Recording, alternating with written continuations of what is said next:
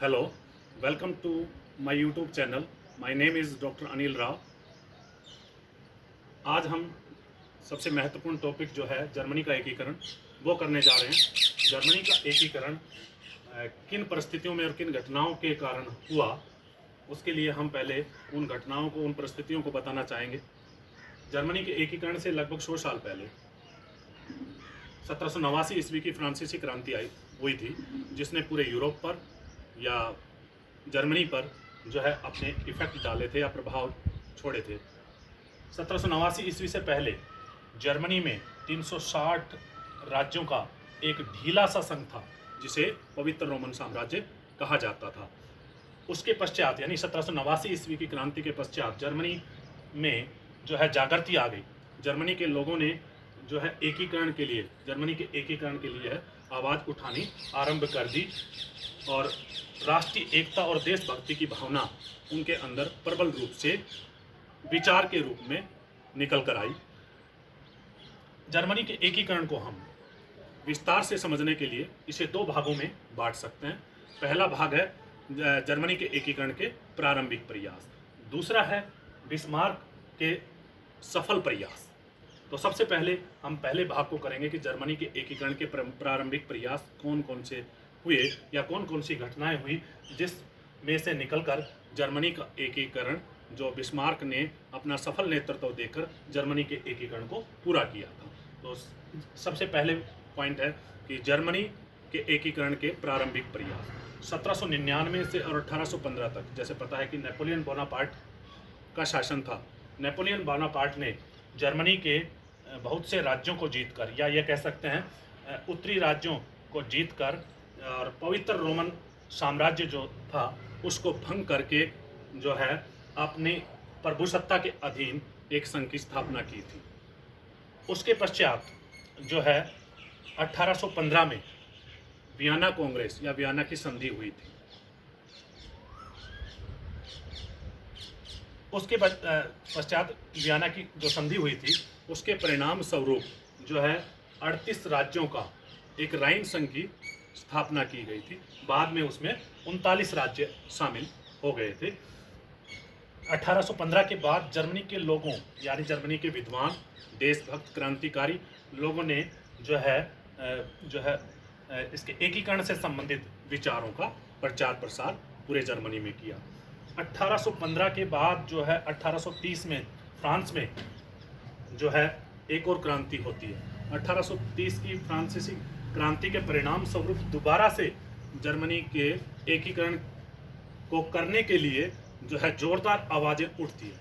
लेकिन ऑस्ट्रिया का जो चांसलर था मेटरनिक, उसकी कठोर नीतियों के कारण या उसकी दमनकारी नीतियों के कारण जो है वो दमन कर दिया गया। उसके पश्चात 1848 में फ्रांस में एक और क्रांति होती है। उस क्रांति के पश्चात जो है दोबारा से जो है जर्मनी के लोगों ने जोरदार विद्रोह किया और उस विद्रोह का परिणाम ये निकला कि जर्मनी के लोगों की कुछ मांगे स्वीकार कर ली गई और सबसे पहले जर्मनी के लोगों के लिए एक संविधान के निर्माण का कार्य आरंभ हुआ। उसके लिए जो है सबसे पहले जो जर्मनी पर्सिया, जो एक शक्तिशाली राज्य था जर्मनी के उत्तर में, पर्सिया का प्रधानमंत्री था जो पर्सिया का प्रधानमंत्री जो फ्रेडरिक विलियम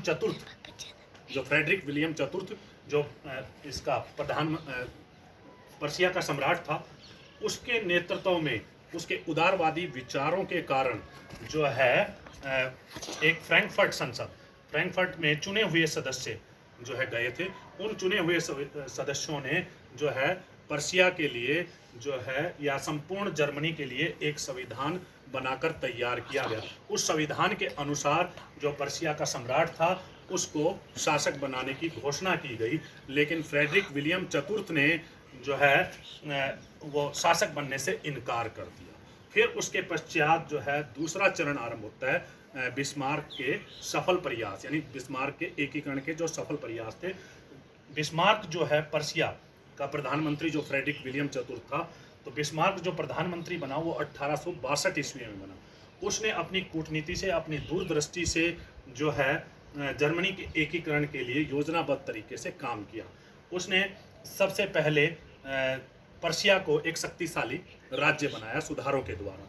फिर उसके पश्चात उसने जो है डेनमार्क जो डेनमार्क जो है प्रथम चरण के अंदर डेनमार्क जो स्लेज्विग और होल्स्टीन ये दो डचियाँ थी, इनको अपने देश में शामिल करना चाहता था।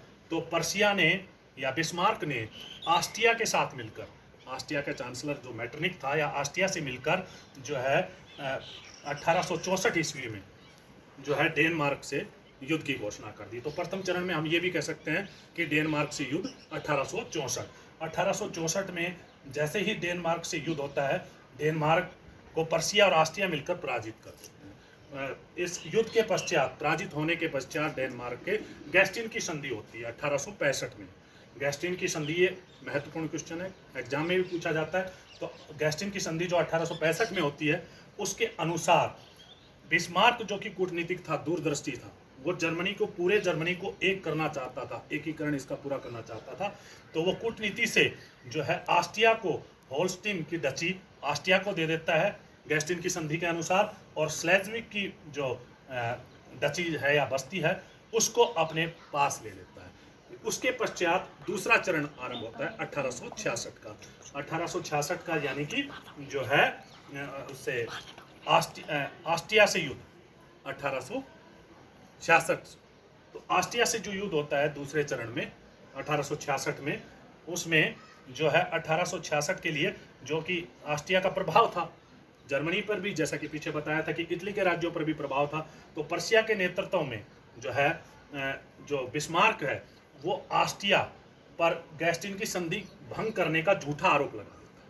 झूठे आरोप के अनुसार जो है वो इसके 1866 में जो है इधर इसको होल्स्टीन को अपने अधिकार में लेकर युद्ध की घोषणा कर देता है। इससे आस्ट्रिया भड़क जाता है।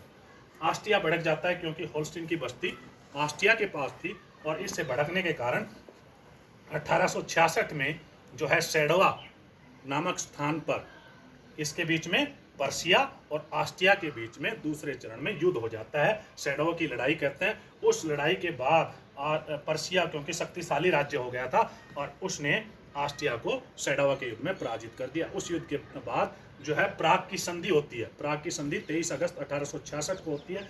उस संधि के अनुसार आस्ट्रिया क्योंकि पराजित हो गया था, उसने पर्शिया की लिए जो है उत्तरी जर्मन संघ को अनुमति दे दी, यानी मान्यता मिल गई, जिसका प्रभाव था। तो उत्तरी जर्मन संघ 22 राज्यों का 1866 में स्थापित हो जाता है, और इस तरह से पर्शिया की जो शक्ति है वो बहुत तेजी से बढ़ जाती है, यानी पूरे उत्तरी जर्मनी में जो है पर्शिया या बिस्मार्क की शक्ति वो बढ़ गई। उसके बाद जो तीसरा चरण है 1870 में फ्रांस से युद्ध होगा। 1830 दक्षिण के जो ये राज्य थे जर्मनी के, ये दक्षिण के राज्य फ्रांस के साथ लगते हुए क्षेत्र थे। फ्रांस क्योंकि कैथोलिक धर्म को मानने वाला देश था, कैथोलिक और प्रोटेस्टेंट दो शाखाएं थी ईसाई धर्म की। तो फ्रांस किसको, कैथोलिक धर्म उसे कहते हैं जो प्राचीन रूढ़िवादी परंपरावादी धर्म में विश्वास करने वाले लोग, वो कैथोलिक धर्म को मानने वाले लोग कहलाते थे।